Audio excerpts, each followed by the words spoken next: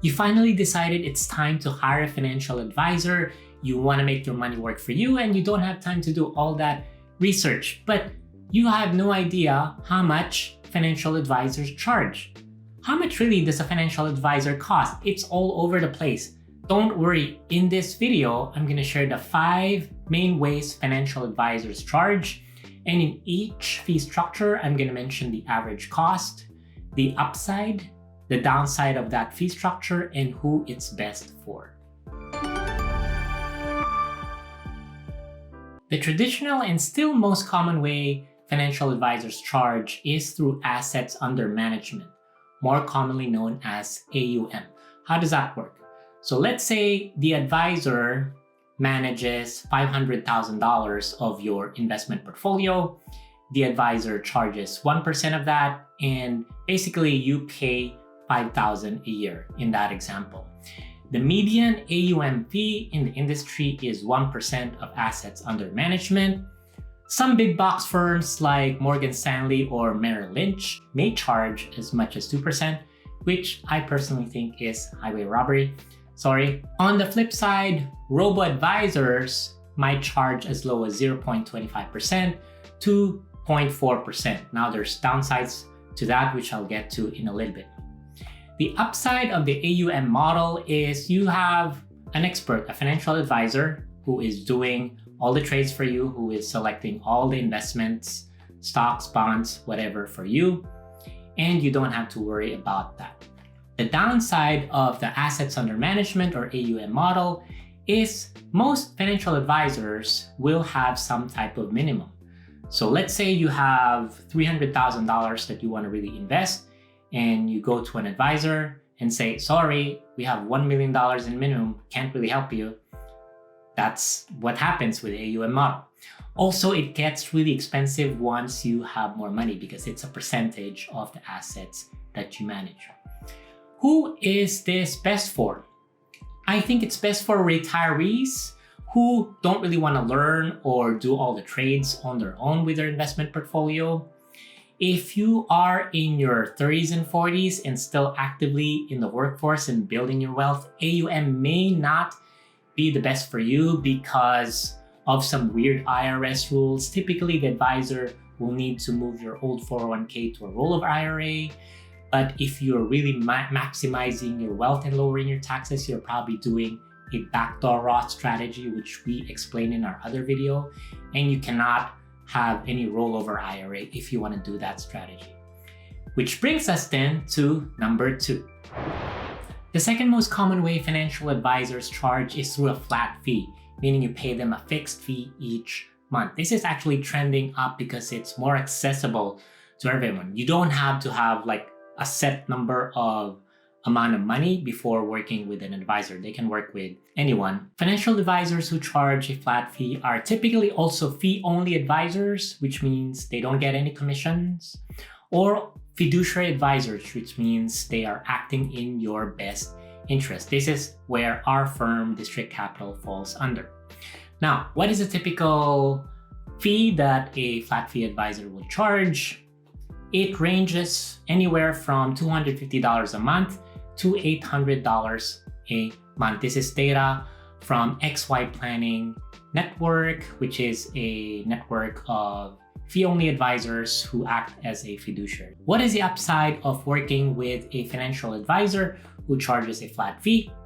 Mainly, you get comprehensive financial planning. That's your upside. And why would you want comprehensive financial planning? Because studies show that those who have a comprehensive financial plan in place over 15 years were able to build up to 4 times more wealth. Another study by Vanguard shows that if you work with a comprehensive financial advisor, you can achieve 3% or more in net returns each year.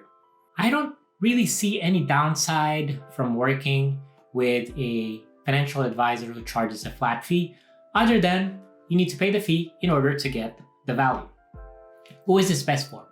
This is really best for younger professionals in your 30s and 40s or even early 50s, where you're really obsessed in building your wealth and you really want to get unbiased financial advice. The third fee structure that financial advisors use to charge is through commissions, commission-based. These advisors are essentially insurance agents or agents who sell annuities. And the typical commission that they charge is 3 to 6% on the products that they sell. We have a client who sells insurance for a living, and they make decent money because the long-term care insurance that she sold many, many years ago, part of those premiums are still going through her as part of her compensation. What is the upside in working with a commission-based agent? The insurance agent will typically know the insurance universe pretty well. So if you're looking for a particular life insurance product or disability insurance product, they will know how to navigate that and find the best one for you. The main downside is the conflict of interest. Because they get paid by commission, they might be incentivized to steer you to products where they get a higher commission. Or they might try to upsell you with, let's say, an annuity.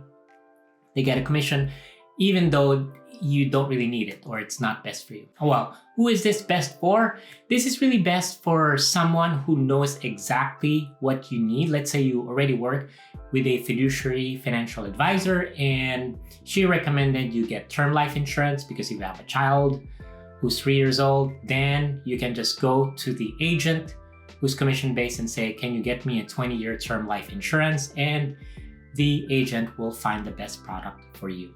If you're finding this video valuable, please do click on the subscribe button. The fourth type of advisor based on how they charge is fee-based advisor. Fee-based advisor essentially is a combination of AUM, where the advisor will manage some of your assets and charge a percentage of that. Combination of AUM and commission, so they will also sell you insurance products or annuities. Fee-based advisors typically appear super cheap because they're not charging you anything upfront. So for example, with AUM, you're not paying any upfront. With buying an insurance product, you're not paying anything upfront. The real fees are hidden in the commissions on the product and on the AUM. One of our clients emailed us several months ago and said, hey, this Ameriprise guy just reached out to me and he was only charging me like $100 a month. Can you guys match that? And I responded and said, well, you need to be able to do an apples to apples comparison. What are you gonna get with that $100 a month? Is he gonna help you save for a house? Is he gonna help you build your credit score? Is he gonna help you lower your taxes? Is he going to help you invest your ABLE account? He had a disability and thus had an ABLE account. Well, the short answer to that is not really. So make sure you understand what you're actually getting and how much you're paying. The upside of working with a fee-based advisor is it's sort of a one-stop shop. If for some reason they give comprehensive financial planning advice and they also sell insurance, well, you don't need to go to a separate insurance agent to buy, let's say, that term life insurance that you need. The downside is the conflict of interest because you don't really have full confidence that the product they're recommending is best for you because of the commissions that they're getting. Who is this best for? I'm not really sure, so I'm just not gonna comment on that. The last way financial advisors charge is through hourly work. It's like hiring a lawyer or a consultant. You get paid by the hour. The typical cost of a financial advisor that charges hourly is $200 to $400 per hour. The upside of working with a financial advisor who charges by the hour is you typically end up paying less if your situation is not that complicated. There are a couple of downsides from working with a financial advisor who charges hourly. One is you might not feel incentivized to reach out to a financial advisor because you have to shell out money whenever you talk to the advisor.